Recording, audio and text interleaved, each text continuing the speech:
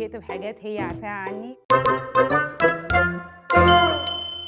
اهلا بيكم في تحدي جديد من فان دينج دينج. عامله ايه؟ الحمد لله متحمسه جدا. انت معاكي 10 فاندنج كوينز وقدامك في المنيو شويه اختيارات، حاجات ممكن تدفعيها مره واحده وحاجات ممكن تقسطيها على كذا مره. اهم حاجه ان انت ما تخرجيش عن ال10 كوين. ده المنيو اللي قدامك فيه 3 اختيارات، بصي عليه.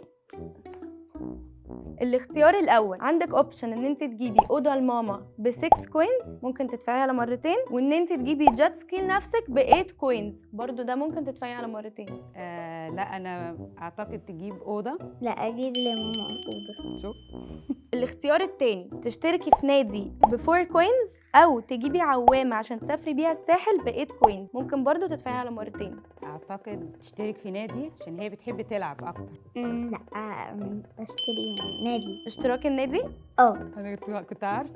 الاختيار الثالث عندك ان انت تجيبي لماما او لبابا عربيه ب4 كوينز، او تجيبي لنفسك سكوتر ب8 كوينز، بس برضو ممكن تدفعيه على مرتين. لا تجيب عربيه اصلا عشان هي بتحب توفر. اشتري لماما. ماشي كده يا سلينا، انت اخترتي ان انت تجيبي اوضه لماما ب3 كوينز دلوقتي، اخترتي ان انت تشتركي في النادي ب4 كوينز تدفعيهم كاملين برضو دلوقتي، وتجيبي لماما عربيه ب2 كوينز. برافو يا سلين. هي فعلا شخصيه حقيقيه بتحب توفر. وبكده خلصت حلقه النهارده من فان دينج دينج دينج.